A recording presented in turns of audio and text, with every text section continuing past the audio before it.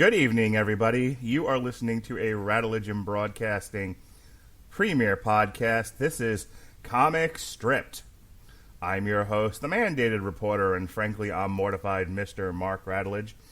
And tonight, we are comparing the book and the Netflix movie, The Last Days of American Crime. The book was written by Rick Remender and illustrated by Greg Ticini. The movie was directed by Olivier Megatron, or Megatron, I'm not sure. He might be a Transformer, one never knows. It was a screenplay written by Carl Gadzunheit, obviously based on the book, and it appeared on Netflix June 5th. Joining me in comparing the book to the movie, from Honeysuckle Rose Creations, Alexis Hejna. How you doing, madam? You owe me so much for sitting through this. Really? With all the stuff going on in the world, this didn't lift your spirit and distract you? This wasn't high fantasy of the highest variety? Well, first of all, it's a movie directed by the guy who did Transporter 3 and Taken 2 and Taken 3. All right, so let's stop there. Do you do like the shoot 'em up action movies? Is that in your wheelhouse, or this just the subject matter itself, let alone how good or bad this thing is? We'll talk about that shortly. It's not really your thing. Like, where do you sit in the bang bang shoot 'em ups? I'm actually not against bang bang shoot 'em ups, but they have to be in the right setting, the right time. And this was clearly not the right setting or the right time. We're recording this on June 10th. Those of you who are, either listening to this far into the future, in which, yay, we've actually survived the test of time, or you've just been living under a rock. America right now is in serious turmoil with police brutality, race riots, and the like. There's a reason that when this movie was released, it did not get any fanfare on Netflix, among other reasons. This movie, normally when Netflix puts a new movie out, especially an original one like this, they do a lot of trailers, a lot of advertising. This thing got buried. They were more excited to push that they have Avatar: The Last Airbender now on Netflix, which they should, because that's an awesome show. But it's abundantly clear that Netflix basically got this, realized what was going on, and said, oh, dear God, pray to God nobody notices what we're doing here. Yeah, I think they were, this isn't like The Hunt, which got a national theater release. I think Netflix can just kind of release stuff softly, quietly, and hope it just gets buried under the deluge of other stuff on Netflix and nobody pays any attention to it. But it's there. Netflix lives and dies by its ability to produce content for its streaming service. And, it's kind of, well, not everyone's going to be into everything we release. So it'll be there. And, even though one could describe it as tone deaf, given what's going on right now, I think the hope is nobody pays too close attention. And I think they got what they asked for here, because the movie itself got a 0 critical rating on Rotten Tomatoes, some of which for the fact that the movie, I think, objectively is bad. And some of it was probably, as we talk about on Damn You Hollywood, I'm sure some of the reviews were informed by their taking the politically correct stance on what's going on in the world and projecting it onto this particular piece. The book itself, as I said, was, I believe, when was this written? I have the Goodreads thing up here, but 9. 2009? Okay. So it was written in 2009. In the summary, so I don't have to struggle through this. I'm just going to read this right off of Goodreads. With 1 week until the end of all crime in the United States, can the last heist in American history be pulled off? In the not-too-distant future, as a final response to terrorism and crime, the U.S. government plans in secret to broadcast a signal making it impossible for anyone to knowingly commit unlawful acts. To keep this from the public, the government creates a distraction, installing a new currency system using digital charge cards. Enter Graham Brick, a career criminal never quite able to hit the big score. Graham intends to steal one of the charging stations, skip the country, and live off unlimited funds for the rest of his life. But the media has leaked news of the anti-crime signal 1 week before it was to go live, and now Graham and his team have just a few days to turn the crime of the century into the last crime in American history. So what we have is a noir crime story, a bank robbery of sorts, Ocean's 11, that kind of a thing, set against the ticking clock of this radio signal that's going to, Clockwork Orange style, stop bad things from happening. It's kind of a halfway Minority Report, Clockwork Orange type deal. Let's talk about the book for a minute, okay? Now, this was written in 2009, but the idea of like mass hypnosis, the idea of dystopian futures where extreme measures are taken to prevent crime. I mean, this was the subject of Demolition Man with Sylvester Stallone and Wesley Snipes, one of the greatest movies in American history. We all know this. It's it's like Gone with the Wind, Star Wars, Demolition Man. That's how that goes. I'm sorry, was that on trial previously, or is that your genuine? I mean, I love Demolition Man, but I'm being somewhat hyperbolic. Well, I need to know if we have another show to plug or not. No, we don't. I'm the one that pushes all the marketing on this network. Okay. No, we've never actually done an on trial for Demolition Man. We should though. That'd be fun. Oh my God, yeah. So anyway, my point being, if you look at like Escape from L.A. or Escape from New York, those kinds of movies, The Running Man, there's always the great anxiety of the cultural zeitgeist, cultural psychology, collective psychology, is we're afraid that things are going to get so bad that the government's going to overreach, and there'll always be this sort of rebel, compartmentalized part of the population that resists, and therein lies the tension in the plot and the story, as it were. And so the last days of American crime is plucked right from that tree. So we're going to do a bank robbery, essentially. I know it's not a bank robbery, but being general for the sake of simplicity, they're going to do a bank robbery, and they got to get it done before they broadcast the signal, preventing them from ever doing it ever again. It's the same kind of setup. We have our hero. We meet our players. There's always a token girl, and there's lots of betrayals. There's different warring sects of armies or groups or gangs that are involved to one degree or another. The thing, things build and build. People are betraying each other left and right. And then we finally get to the heist itself. The whole point of these things is the heist, right? That's always where the focus is. That's always the most fun part. We get to the heist. And as it turns out, the second in command of this whole story, I forget the character's name, commits the ultimate betrayal, but then he is in turn sacked, and the guy and the girl, it's always a one girl, get away with all the money. I'm going to stop for a moment here and just kind of ask you, you struggled with this story, you kind of wrote me after, so it's a two-part question. One was you had some reservations about this, given the cultural political climate we're currently dealing with. And two, this didn't tickle your sack. So I'm going to just kind of turn it over to you to address both of those. Okay. Again, I am not against shoot-'em-ups. I love a good action movie as much as the next person. I am not the, let's watch a rom-com kind of girl. No, I love a good bloody action movie. However, I like a good bloody action movie / comic book where there's actually likable characters. No one in this book is likable. No one is enjoyable. This is a frustrating read because you really don't care for anyone. Even the main character, who is, he's a jerk. Well, wait a minute. What's wrong with Graham Brick? What did he do? He's your central protagonist toughie who keeps getting screwed by everybody around him. And he's trying to save his mom. His mom has dementia. It was like the one thing they wrote into the book to make him at least somewhat likable.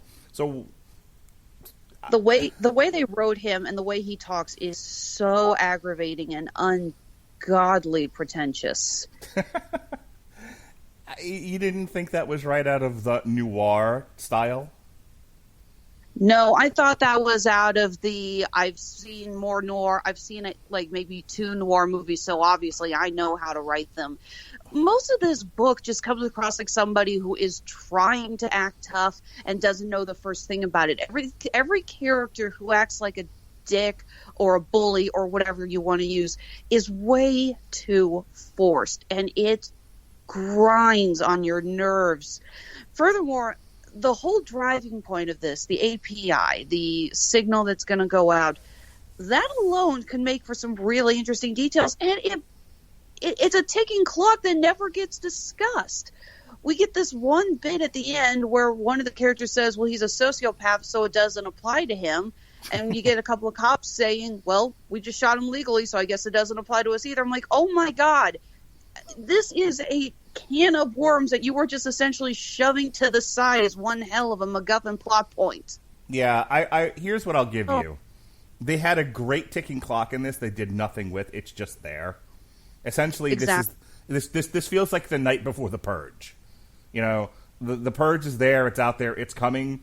But the story takes place the day before, and so it's sort of a race against this absolute ticking clock. But you don't deal with the clock at all, you know. And then, yeah, and you're right. The when the signal finally does go out, they rode around it so as to have a final standoff with the sociopath and the hero.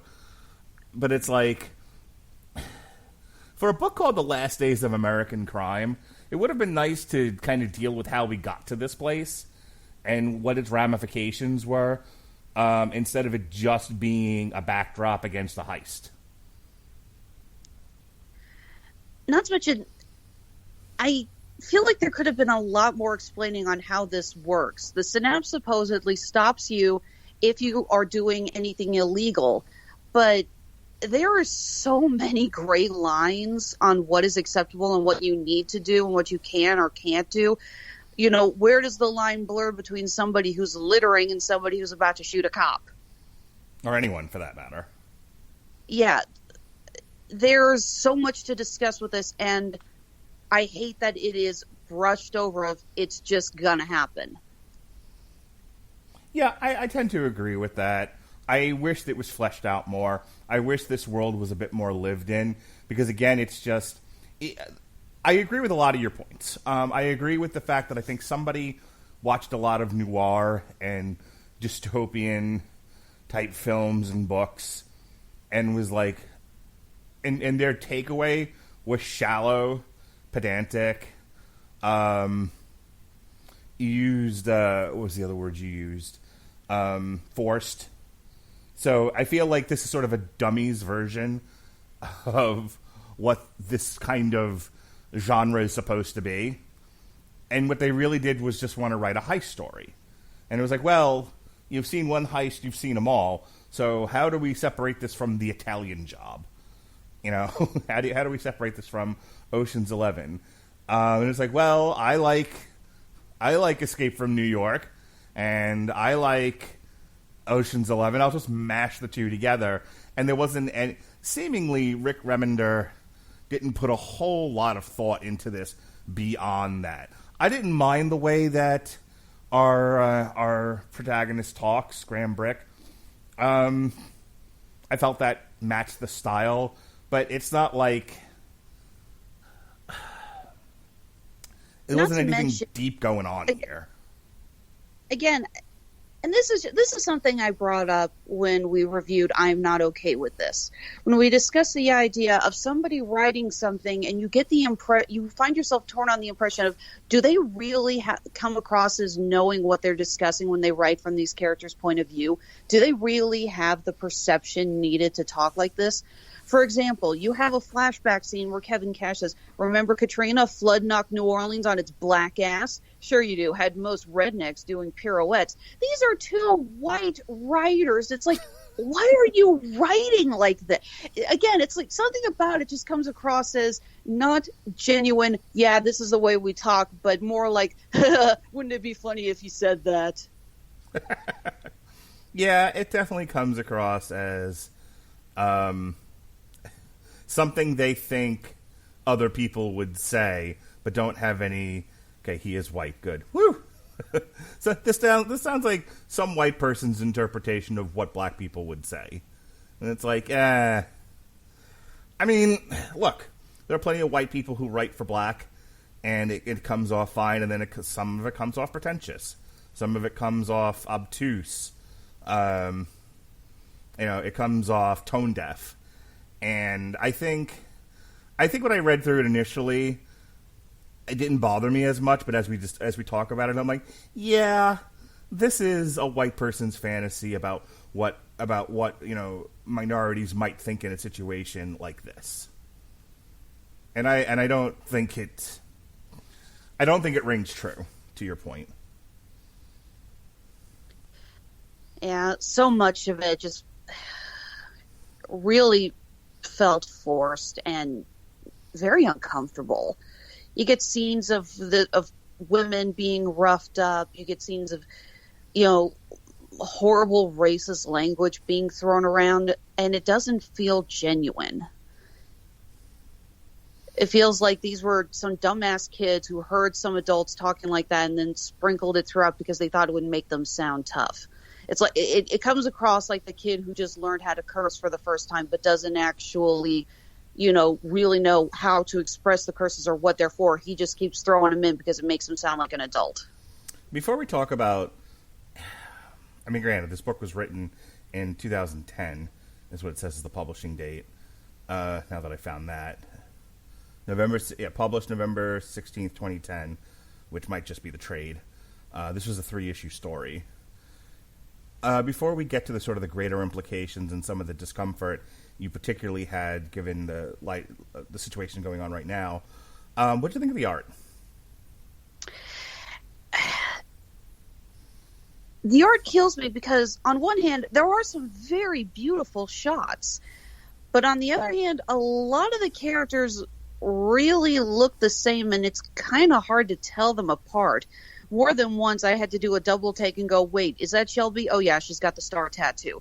Because otherwise you couldn't tell if if it was Shelby or it was just a prostitute that Graham brought home with him. I mean, the hair, they change a lot of the colors, a lot of this. I mean, tripping over my words here.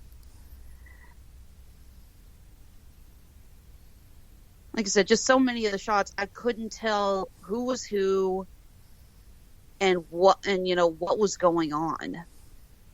Now, some of the frames are very nice. It's a beautiful use of watercolor. Some of the body action, though, is very weird. There's a scene where Kevin's punching at someone, and their neck just kind of goes in a direction that I really didn't think was, like, humanly possible. And sometimes the whole thing gets so cluttered, you honestly cannot tell who's being shot, who's doing the shooting, who's alive, and who's dead. It does get a little cluttered. Yeah, that was kind of my... I think if I'm just judging it based on, are these pretty pictures, it's fine. I like what you said, there was a fine use of watercolor. It's not tremendously readable in that the action is muddy at times. Sometimes it's hard to figure out which character is which. Some of them are better than others. But I think if, dystopian tends to be browns and rusts and, everything is in shadow. So stylistically, I think it works for the genre. It doesn't always, personally I like cleaner pictures because I like to know what's happening in the book. But, there was a point at which I don't even think I was looking at the pictures anymore. I was just kind of reading the dialogue, and that gave me a clear vision of what was going on if I just sort of followed the conversation and the bubbles, and I just didn't look at the art. Because a lot of times, if I looked at the art and I looked at who was saying what, I was like, I don't know what's happening here. But, I got enough of a gist that I could keep going. All right, you wanted to talk about how we almost didn't do this because you were like, maybe not the best timing. So I'm going to go ahead and give you the floor here. Well, it does beg the question, did Netflix have this slated for release and it was just too late to pull it? Or did some executive have his head so far up his ass he looked at it and said, "Oh no, this won't be that big of a deal"? Because again, one of the biggest criticisms about releasing the film was that you could not get worse timing than releasing a movie about this in the middle of the George Floyd protests. So principal photography on the movie started on November 6, 2018. You figure it was locked, I don't know, probably earlier this year, probably before any of the COVID-19 stuff went down. If not, it was at least in post-production. So, I mean, Christ, how big of the budget could they possibly spent on this? In any case, but again, do you think it would have been wise for them to just pull it from the release date at the last minute and hold off for it? I mean, again, this movie is horrible, so I don't think releasing it at a later date would have improved its odds. But still, you gotta wonder why Netflix didn't pull this at the last minute. So we talked about this offline, and I don't know this to be a fact, but my thought is, so when The Hunt came out from Universal Pictures, the initial release for The Hunt was last year, and they pulled it because of something that happened in the news. It was a shooting of some sort. I'd have to look it up to remember. Gosh, there were so many shootings last year. Yeah, well, I'm just going to say, how depressing is it that at this point we're sitting back there and going, wait, which violent attack in America caused this to be delayed? Yeah. Just kind of throw a dart. You'll hit one of any dozen. But in 2019, there were enough public shootings. One of them was around the time The Hunt was going to be released, and The Hunt was political satire. This was not a serious discussion on why conservatives needed to shoot liberals and liberals needed to shoot conservatives. What's the word they use in the movie?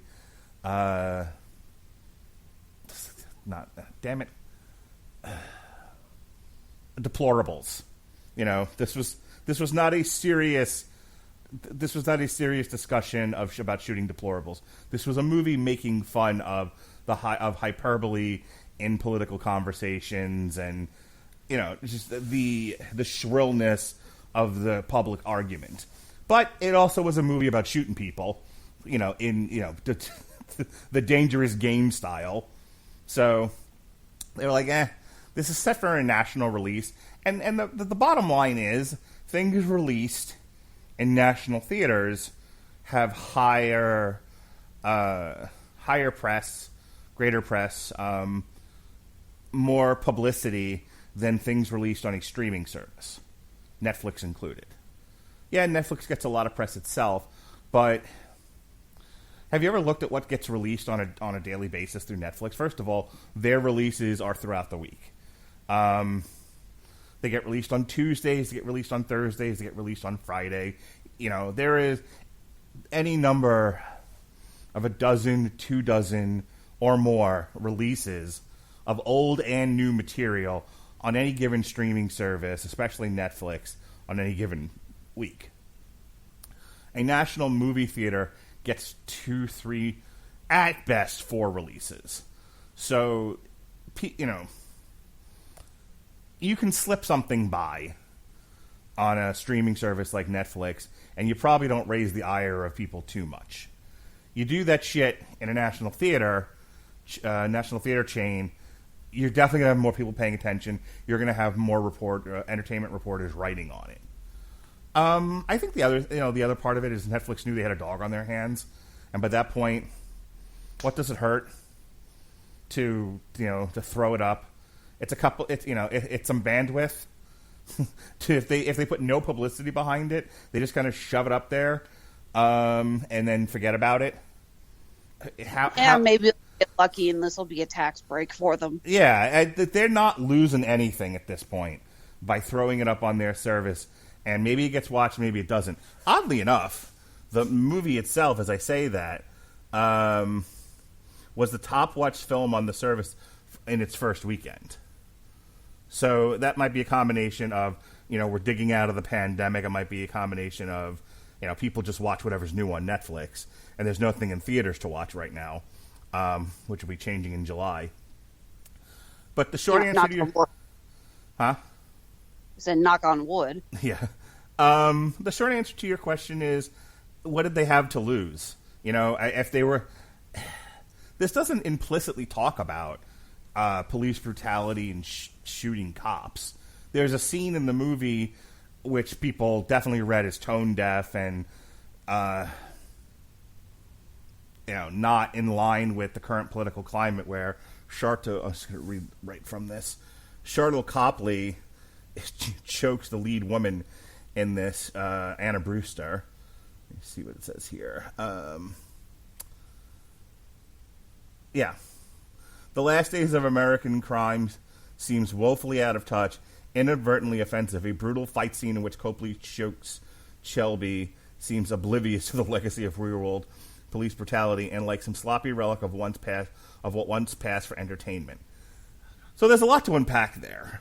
The scene that they're talking about between Charlotte Copley, who plays William Sawyer, who's a cop, and Anna Brewster, who's our lead woman and one of the people involved in the heist, he's trying to stop her from getting away, and she's trying to get away, and so they're in a fight.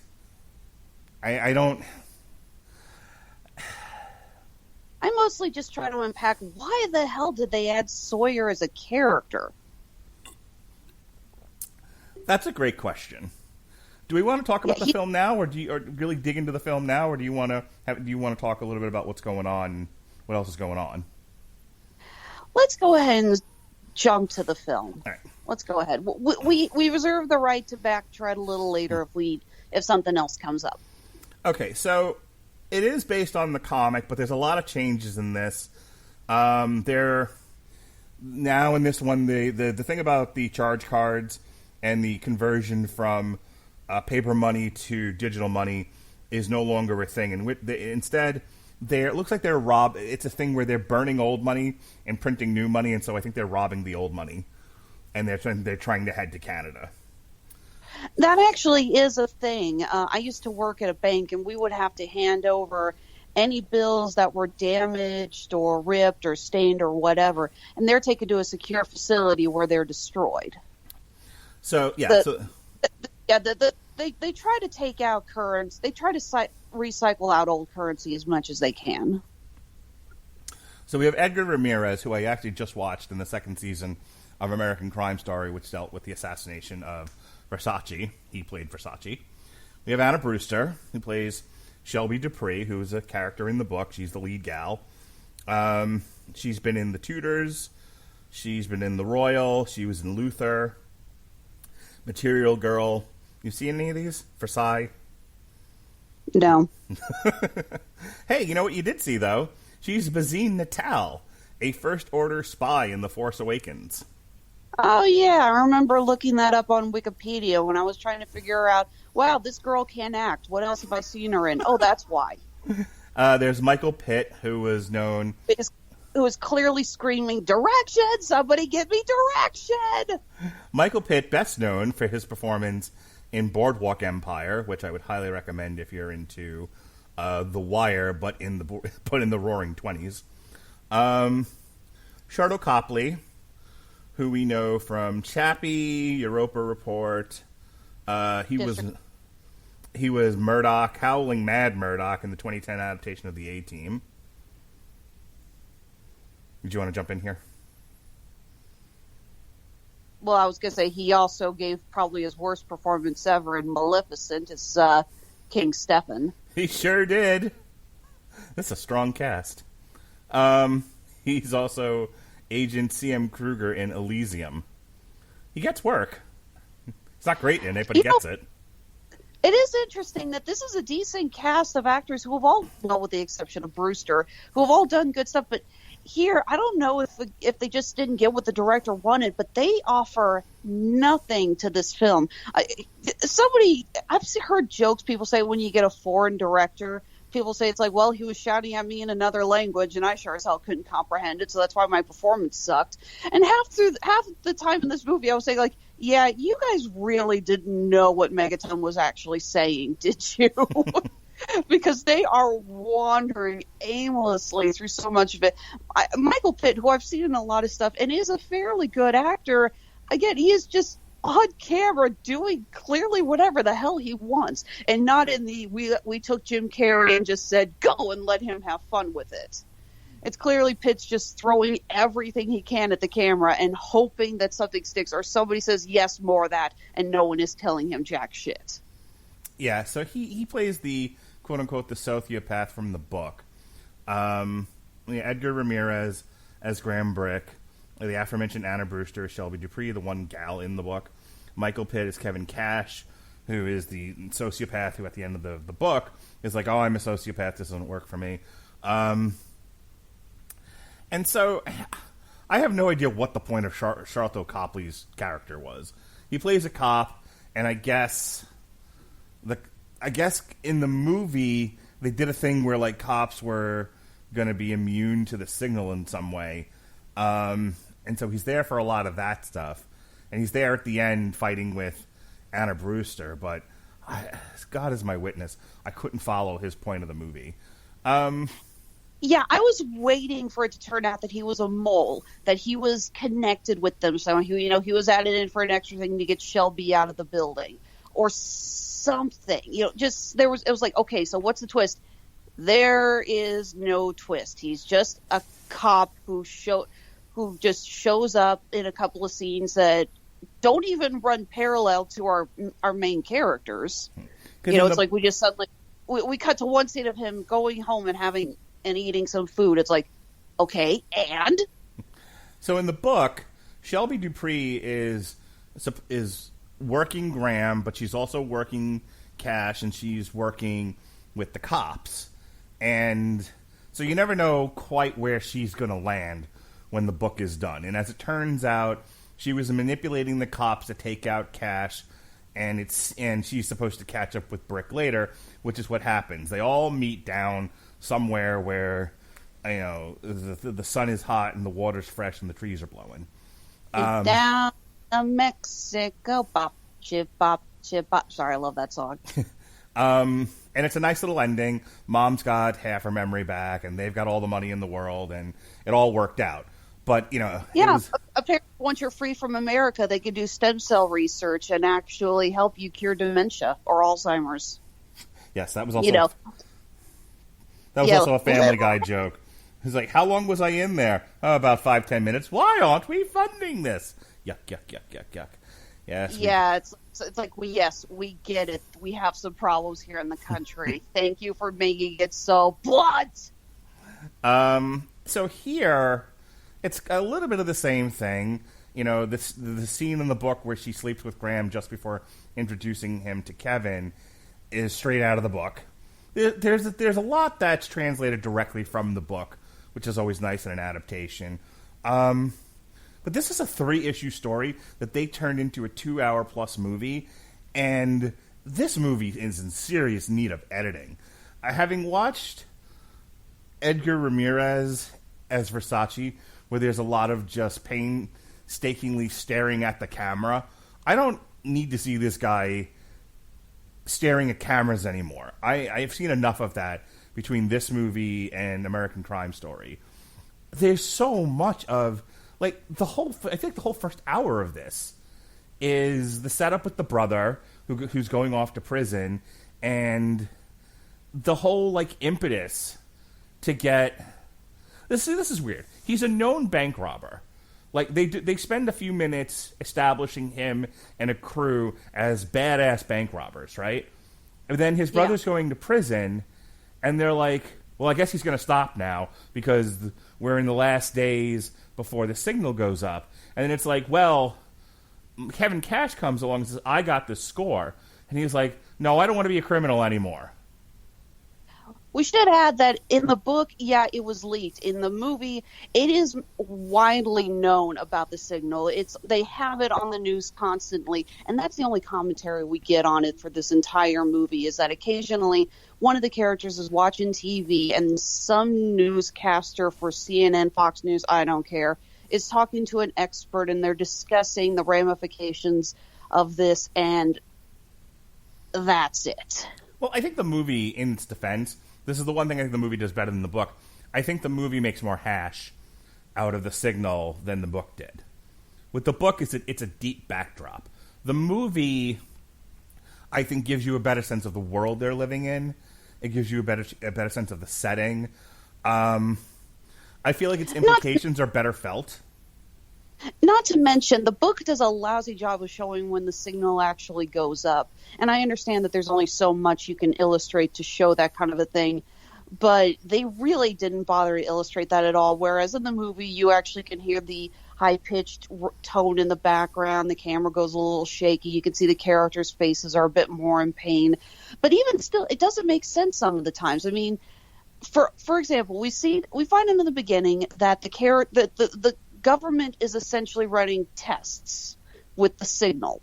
And when Graham and two other guys try to rob a bank, the signal is, for lack of better words, pointed at them, and they have to stop robbing the bank.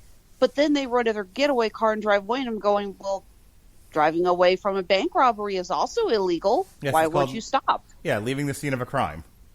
Yeah. Fleeing to elude, I believe, is the exact charge. I worked in a jail. Yes, thank you. And then later on, you have the signal go up, and Graham and supposedly Kevin are hit by it, but Shelby's in another room in the same building hacking the computer, and I'm going, well, why isn't she affected now? Yeah. So I think as a backdrop and as social commentary, I think it works to the degree that, the filmmakers allowed it to work. Whereas in the comic, it might as well have not have been there. They could have used any ticking clock. They could have, your tension, your hurdle that they have to overcome could have just been high pursuit by the police. You didn't need the API thing. It doesn't really play into the story. I think I really think the book did a shit job with its central premise. Whereas I think the movie does a better job.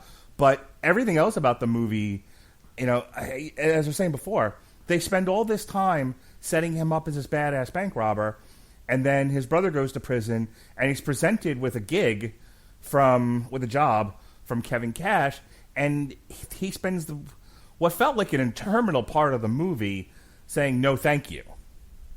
And then they use the stuff with the brother where I guess the brother is part of the subplot to where they developed the signal.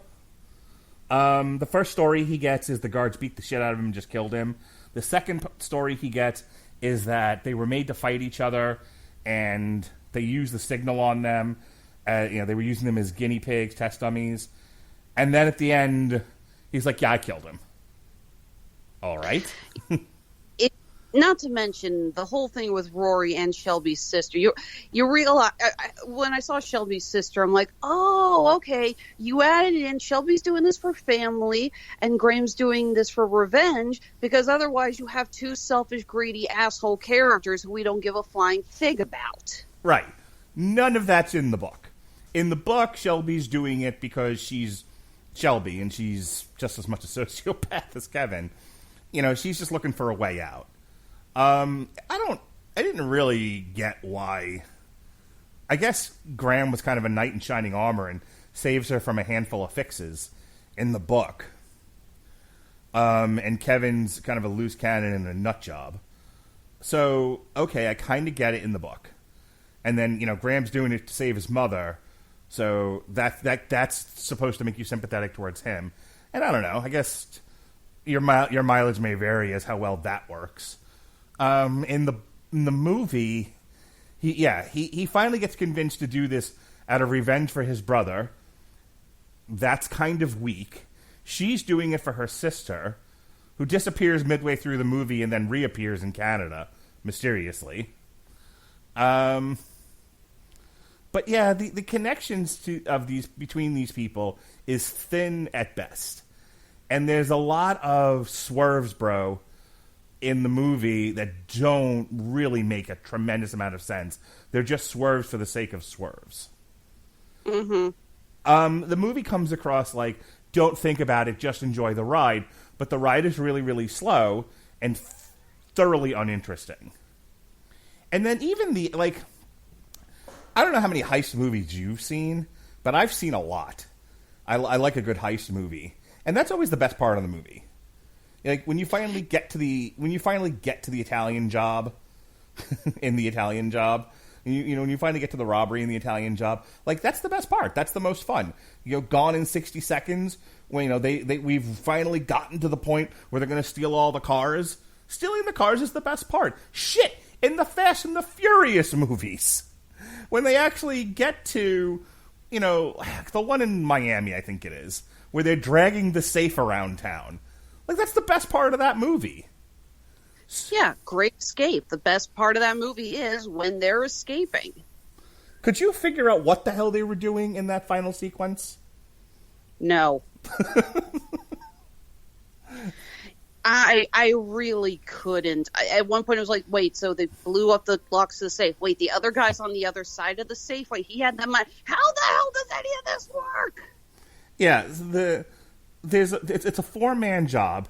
You have Kevin and Brick, Shelley, and then another, Hispanic goon who's... I think his name's Ross. He was not... I don't think that was the name of the guy in the book. It wasn't the name of the guy in the book, Frank or something? Something like that. So, yeah, the Hispanic-looking non-machete fella. Trejo Light. Yes. He's there. He's part of the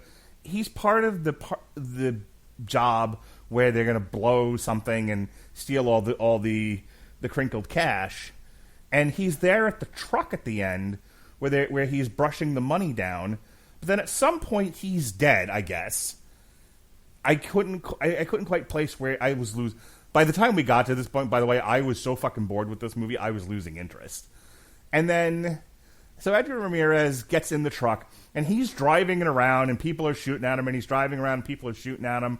And then finally, Shelley Dupree is able to get away from William Sawyer, Charlton Copley's character, and she's just waiting outside, and he just... This fucking truck is indestructible, by the way. It just drives into everything and over everybody. I was gonna say, it's like they just flipped a coin on whether or not it's like, oh, okay, that car's bulletproof, that car isn't. Oh, okay, even though that windshield is riddled with bullets, they were able to dodge them in time. I have never seen so much inconsistency on how somebody was able to survive being shot at while in a car. Yes, there was the gun. You got a car chase, which admittedly is the only interesting part of this whole movie, but I love a good car chase. Giant Blues Brothers fan here, where some guy grabs an automatic rifle and he's just firing tons of bullets into Graham's car, and Graham's down and he's avoiding him. No, he's right there. I don't care if this guy is a blind stormtrooper who was put on administrative leave from the Death Star. He should be able to shoot him. Yeah. Nothing... there was a lot of use of plot armor. First of all, the amount of damage that Edgar Ramirez takes in this movie... Just in the scene, the final standoff with Kevin Cash alone. We need to go back. So the sequence where Kevin goes home, right? There's a sequence in the book where Kevin confronts his father, and his father's yelling at him about sleeping with the stepmom.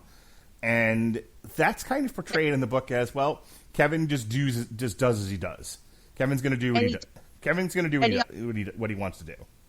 And he also takes Brick along. In the book, Kevin does it alone. Brick is brought along for, I have absolutely no idea why in the movie. I genuinely do not know why they rewrote that scene to have him come along with him. Well, somebody needed to fire that rocket launcher.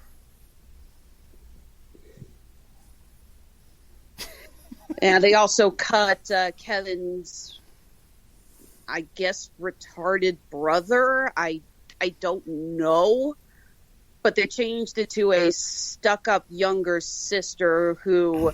Oh, her death scene is... Hang on, her death scene is fantastic. That was when she's riddled with bullets and she's doing the bullet dance. Come on, that was... Okay, listen, we're gonna edit it in post. Just look like you're being shot, and she proceeds to do a half hula, half I've been hit by a bolt of lightning dance. That's cool. I was wildly entertained by that. After she's picked up and let out of the room saying, "Tell him, Daddy, I'm the favorite." God, that line. It's not great. I just needed to talk about that because that whole sequence, Michael Pitt getting over dramatic, and then the sister doing her stupid bullet dance, and then their escape where they're just blowing up the house and everything. All right, so back to the final standoff. So now this whole thing has been an elaborate setup by Kevin Cash. For what reason? I guess at the end it was like this was all an elaborate plot to kill the other brother. I don't know why either. Like, he killed the one brother in prison, and then he went out of his fucking way to find this other brother, take him on this gilded path towards the score, only to kill him at the end. And I guess he figured, as I say it out loud, it's like, well, I need a guy for this. I need a bank robber. I know he's good, and I can manipulate him. And I guess because I'm crazy, I can kill him at the end and get my rocks off. I guess that's the circular logic being used here, but it was really weak and really stupid. In any case, they have this final standoff, and he takes a gun at near point-blank range into the gut. He gets his ear shot off. He's fucking bleeding out. But he's able to get... When the cops show up and shoot Kevin... By the way, in the book, the cops save Graham. And there's no... and the cops think they got what they needed out of this, so Graham ends up going free. And he meets up with Shelley later. I think Shelby basically said, don't kill him, he's got what you need. He had the box with the money in it, or whatever the hell the MacGuffin was in the book. I can't even remember. So she was able to finagle for it. This time the FBI agents are scum who essentially say they're not only not going to protect Shelby's little sister like she wanted, but I think they imply they're going to go rape Shelby, because evidently that's what any man in this movie wanted to do to her. Yeah. And this is the part I don't get at all. And I really hope you get it and you can shed some light on it, because I just don't get it. Earlier in the movie, we find out that this is entirely added. This was not in the book. There's apparently some guy who deals in suicide pills. Yeah. They call him like our very own Dr. Kevorkian. And Brick buys 2 pills from him that are like, he says, 100% lethal. No one will survive. He's like, please tell me these are not for you. And then he goes and he takes the pills, and then, he puts them in his pocket. And then he goes and we have his first interaction with Shelby. After the cops say they're going to let him die. They're going to let him bleed out. Yeah, it's like, don't waste a bullet on a dog. Oh my God, I hated that line for more than one reason. And they say they're going to let him bleed out. He takes the suicide pills, but then he gets up, shoots the cops, steals the truck, gets Shelby, gets her to Canada, and then he dies. And I'm like, so why did he take the suicide pills if he had the strength to make it to Canada? I don't get it. I thought that he shot the guys with the suicide pills. Legit, that's what I thought he was doing with them. Like, I don't know, maybe they're bullets. Did we actually ever see him take the pills? Yeah, he puts them in his mouth. Oh, does he? Okay. I missed that detail. Yeah, either way, that's stupid. Yeah, I couldn't understand it. I was like, would he do that? I was waiting for the point where he, where he like forces the pill into someone's mouth like a cyanide capsule or something. I figured it was going to be the last minute,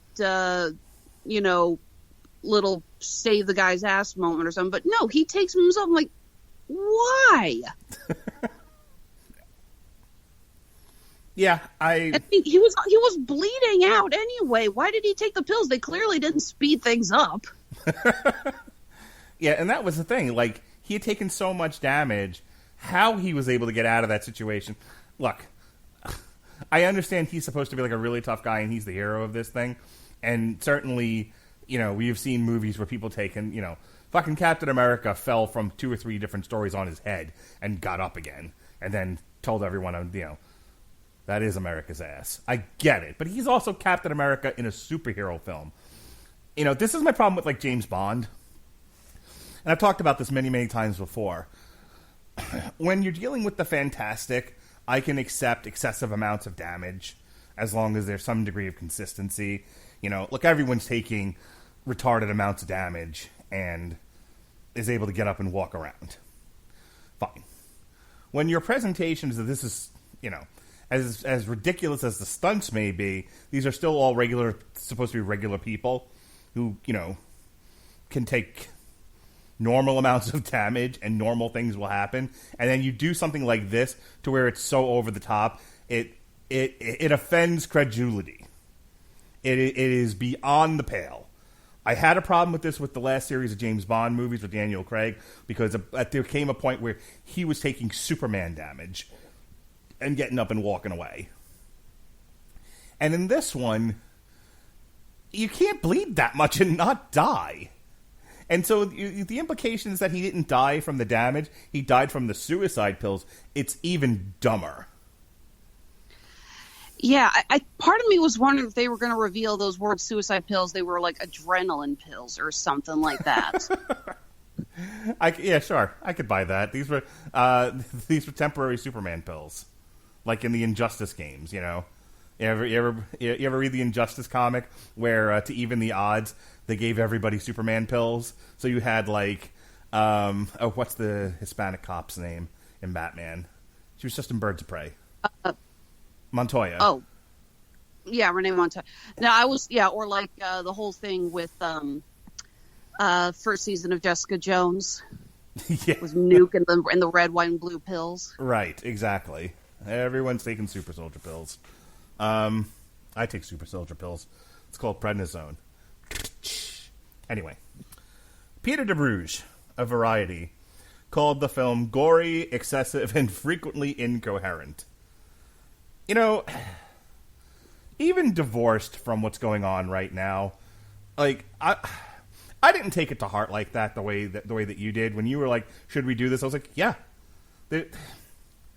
I don't just because the world's turning in a different direction doesn't mean I'm going to stop talking about things. That's me personally.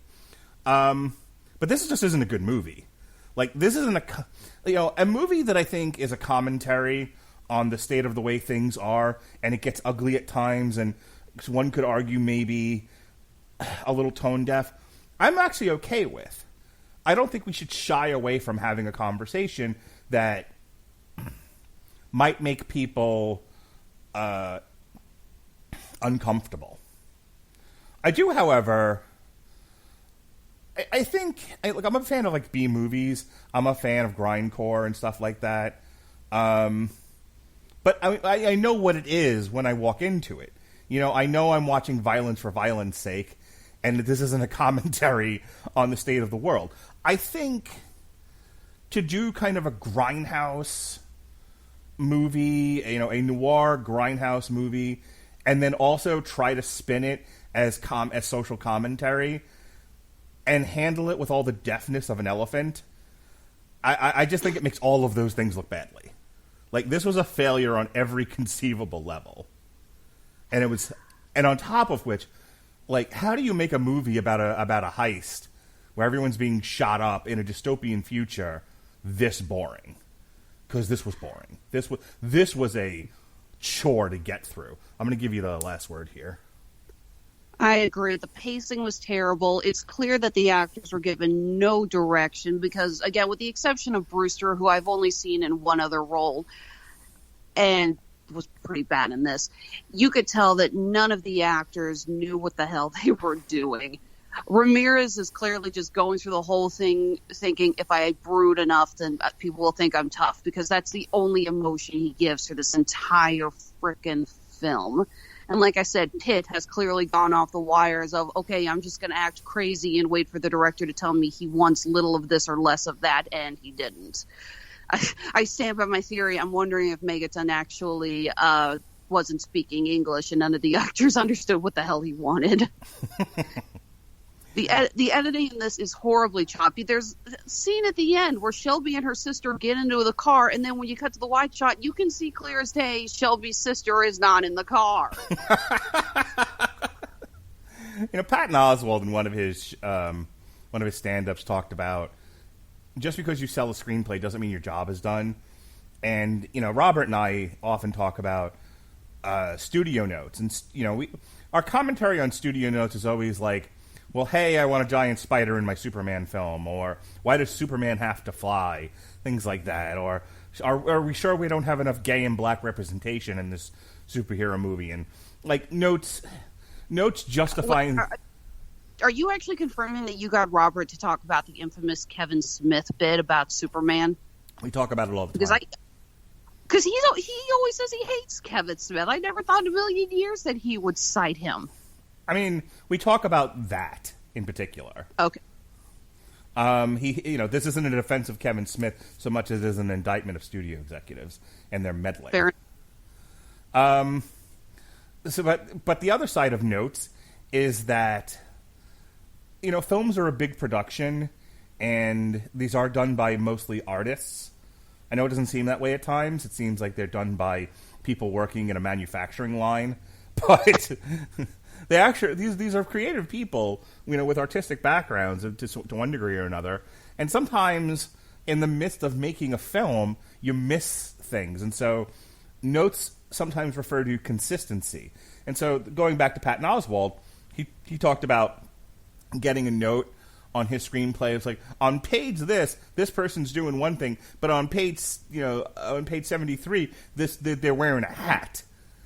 Is that consistent? And just the details to which, as a writer, you would never think about, but somebody is watching these things so that you don't have a shot in the same scene where there's a person and then you change camera angles and that person disappears, which is shoddy filmmaking. So, anything else about the book versus the movie or the state of affairs with reference to the last days of American crime? Because if not, I think we have reached the end of the line. The fact is that when it comes to the book, it's not my cup of tea, but it's not a horrible book. I can understand why it would appeal to some people. And if you're really interested, I'm not going to say don't read it. It's not my thing, but I fully acknowledge that what I like is not going to be the same as what other people like. The film, there is no excuse. For the love of God, don't see it. All right. With that said, tomorrow night, myself and Pat Mullen will do our last review of Fuller House. Decidedly better than the last days of American crime. Alexis Hejna will be back on a special Monday edition of Damn You Hollywood. We're going to review Artemis Fowl, which was supposed to be released in theaters, but the plague. So it will be released directly to Disney Plus on June 12th. And, we've been doing a run of these children's movies that were released direct to streaming apps, or VOD or whatever, since this whole thing started. So we figured, Artemis Fowl was probably not something I was going to review, but why not? It's there. Let's have three people in their 30s and or 40s talk about a children's movie based on a YA novel. It's fine. It's fine. Have you ever read Artemis Fowl? I have not. I was hoping to get some feedback from some friends of mine who have read it. When it came out, I was a little past the YA section of Barnes & Noble.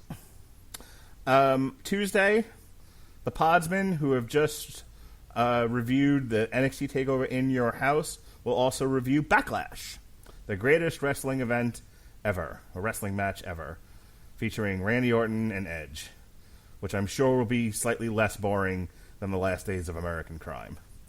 Desi Starcher and I are back on the Metal Hammer of Doom. We'll be reviewing Global Warming by Termion Catalot. And that's it for that week. As I said, the Podsman and I reviewed NXT TakeOver in Your House. Alexis Hejna and I reviewed Catwoman When in Rome. Robert Winfrey and I reviewed Devilman Crybaby. We've got a review for Ailstorm Curse of the Crystal Coconut. And myself and Pat Mullen did our latest chapter in the history of heavyweight boxing on Smokin' Joe Frazier. Boxing has returned, but my man from Boxing and Brews is unfortunately in the wind right now, so I don't think we'll be doing much boxing or MMA coverage in the immediate future. So we'll see. I don't know. Things may change, but right now I think we're all just kind of getting back into the habit of watching these things. I don't know how much interest there is in doing podcasts on them at this time. If you like the MMA stuff, you can go over to 411 and check out Robert Winfrey's coverage podcast where he reviews and previews stuff. But as far as the live coverage, the watch-alongs, those might be another month or so away before I start them again, if I start them at all. We'll see. Just out of curiosity, are the wrestling matches still empty house? They are, kind of. There's no paid audience, but what they've got is trainees or other wrestlers behind plexiglass. See, I'm waiting for them to start doing what they did with the Korean baseball teams and start filling out the seats with plushies. Yeah, Korean baseball team. They had Pokemon. They had stuffed Pokemon in the seats. Snorlax was right behind home plate. Well, Tuesday night's premiere of Empty Arena Boxing had a thing where, and I didn't do this, but apparently they had a thing on ESPN.com where it would record and project your voice if you wanted crowd noise. I don't know how this works. I don't know if it worked, but yeah, there was a thing through their website that you could produce crowd noise and hear crowd noise if you wanted to. You could cheer on your face. I heard no such thing in the broadcast, but, whatever. We're doing fun things. We'll see what happens. Hey, my deathmatch company that I enjoy is doing drive-ins, so that's fun. So we're making our way through the pandemic, is what I'm trying to tell you. All right. I'll say sooner or later we'll be able to go to strip clubs without having to sit in our car. Come on. You saw the article, right? I did. It was fantastic. As far as anything else myself and Alexis are doing, we will be reviewing Supergirl Being Super on June 22nd. Batwoman, what is this called? The Many Arms of Death on June 29th. We'll be reviewing Supergirl Season 5. I hope you've been doing your homework and catching up on the first 4 seasons of Supergirl. And then Batwoman Season 1 on June 30th. So we've got those coming up at the end of June as well. In the meantime, if you'd like to buy some jewelry, Alexis Hejna is going to tell you all about it. Yep, Honeysuckle Rose Creations, the intersection of geek and chic proprietors of handmade jewelry upcycled from old game pieces. We got our earrings made from Clue and Monopoly pieces, bracelets made from Scrabble tiles. We got hair barrettes. We got pins. We got necklaces made from dice and dominoes. We got tons of awesome stuff. As always, you can find us on our online stores at Etsy or Handmade at Amazon. At the moment, we are hopefully going to be making our first appearance at an actual convention this year. I know it's been so crazy. We didn't know if we'd actually see the sun again. But right now, it looks like we're going to be going to Cape Girardeau and Cape Comic-Con in July. That is July 10th through the 12th. This is a show that we have gone to for several years. We love making an appearance there. The organizers are awesome. The crowds are great. And we love to stop by Cakes Reanimated and get a million cupcakes. Oh, make sure you put one in the envelope for me and send it in the mail. You want a cupcake or do you want an Oreo truffle? Ooh, I want an Oreo truffle. Put that in an envelope and send it to me. Good choice. That's my personal favorite. After that, we are still waiting to see how other conventions are going for the remainder of the summer and early fall. Many of the organizers are waiting right now. They're trying to figure out if this is going to happen or not. They're getting down to the wire. Follow us on Facebook, Instagram, and Under Duress Twitter. We will be providing updates on which shows we will be going to, which ones are getting rescheduled, which ones are getting canceled for 2020, and what else we can do to get our wonderful products to you guys. Again, that's Honeysuckle Rose Creations, the intersection of geek and chic. All right, you can also check out the Honeysuckle Rose Creation collection of Last Days of American Crime bracelets. The game pieces feature Snoring Z's. And no, I'm just joking. Having some. I'm having enough trouble telling people that I will not be making pieces featuring Tiger King. Do not push me. All right. Well, I believe that's our cue to end this podcast. Do not push me. So I want to thank Alexis Hejna for joining me on another comic strip. I'm Mark Radulich. This has been the Radulich and Broadcasting Network. Be well, be safe, and behave.